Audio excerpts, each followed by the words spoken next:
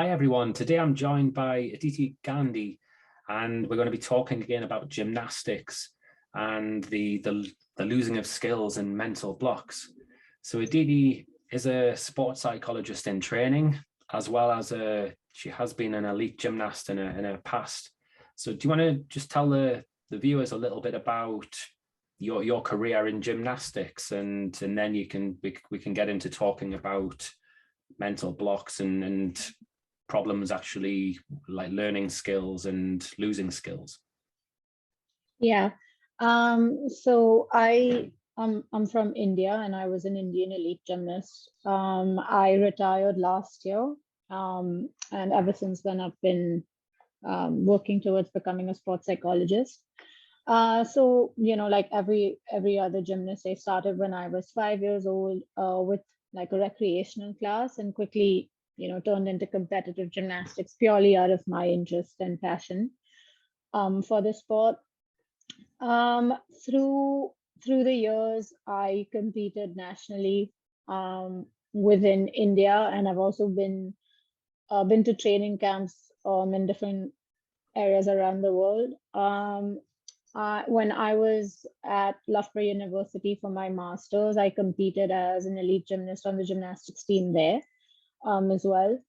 And yeah, I've learned a lot from gymnastics, and a lot of my experiences in gymnastics and the struggles that I've dealt with really motivated me to pursue sports psychology as well. And then, go back and help gymnasts, overcome the struggles that I faced when I was there. Do you mind telling the viewers a little bit about those struggles, especially we're talking about learning new skills and using skills? Yeah. So, just generally as a sport, I feel like gymnastics is it's this constant like ebb and flow for gymnasts, where one second everything seems to be going well, and then the next it all really comes crashing down. And like you said, mental blocks in the sport are a big part of something that creates this kind of problem. So I've struggled with a bunch of mental blocks when I was training as well, but the most long-term one I had and the most serious one I had was was on the beam. And so one of the required skills for elite gymnasts to do on the beam is you have to connect two skills.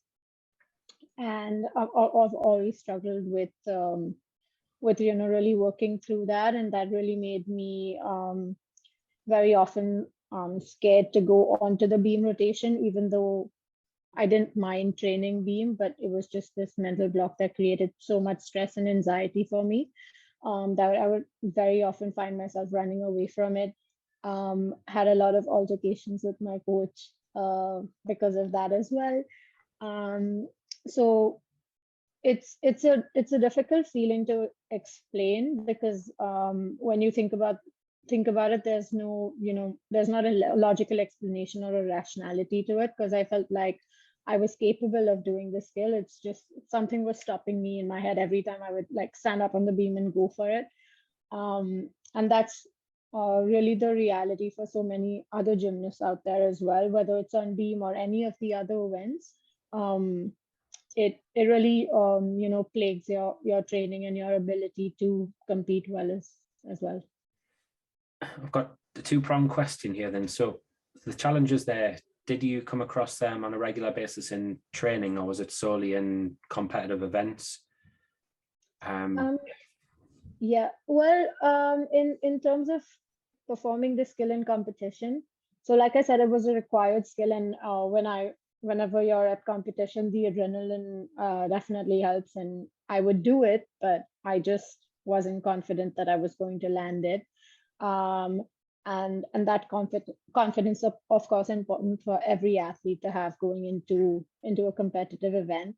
But really the mental battle that I was facing on a daily basis was with doing it in training.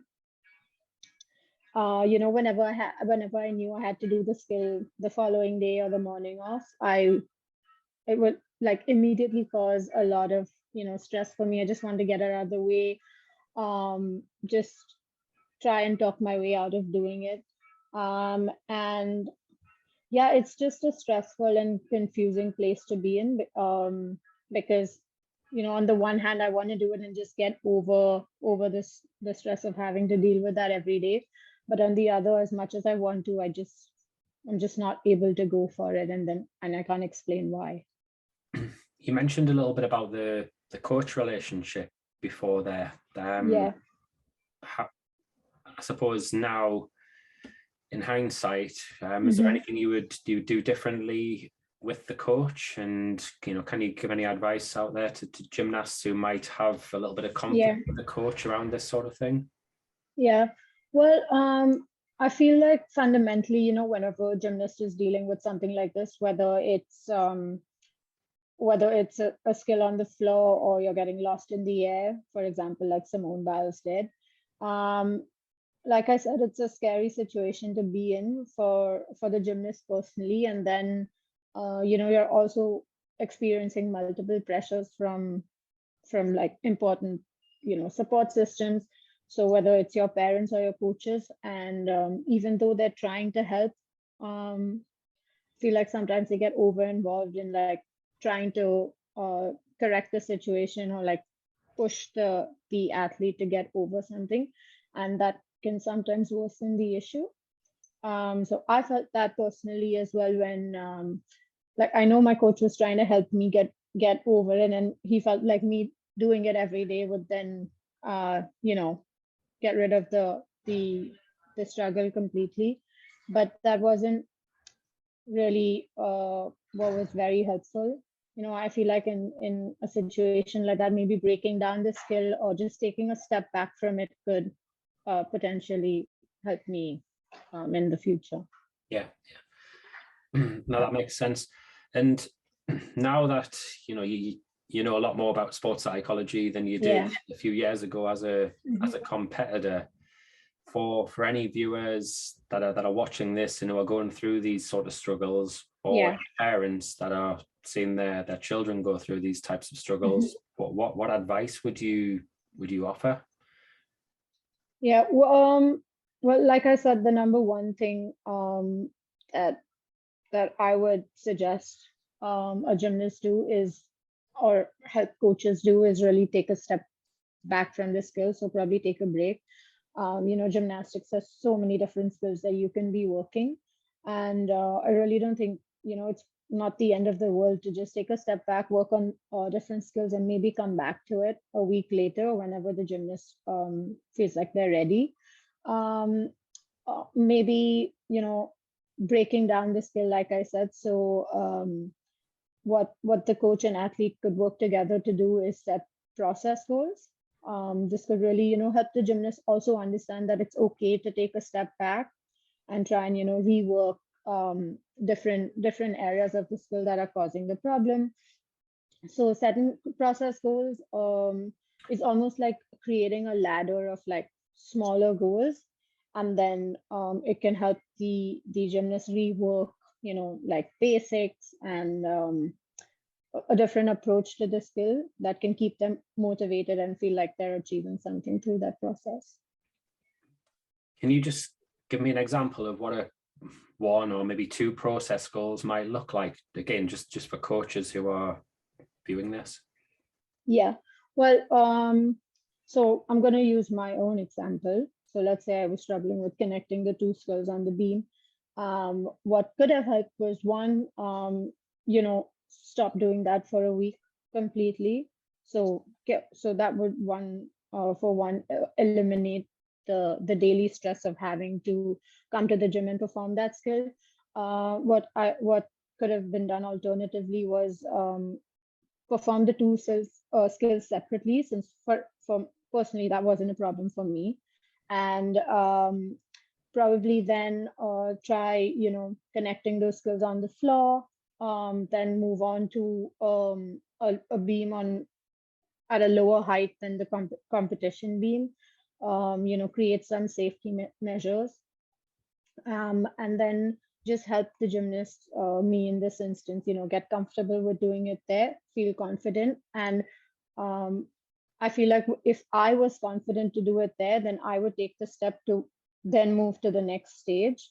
And that could just be your breakdown of your process goals, and then you can literally just create a ladder, and then the gymnast can see themselves stepping up each time they attempt it, or each time they go to training. I think this warrants another conversation at some point about process goals and what it looks like on paper with a ladder there. Well, one last question before we wrap up. So in that moment, supposing you haven't taken a break, maybe you've got a competition coming up imminently, and you're standing on the beam there, and as you said there, in a way you're frozen with fear and you're really stressed and stuff. Yeah.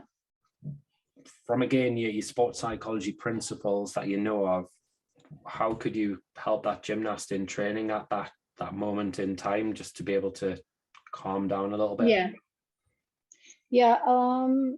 Well, the most common solution for this kind of issue, which has to do with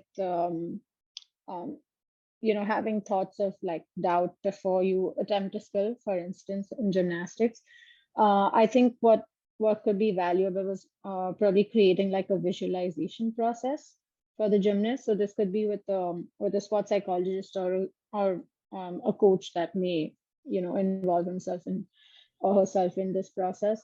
So to help the gymnast get the image or the thought out of their head completely is difficult, but if they can refocus their thoughts and their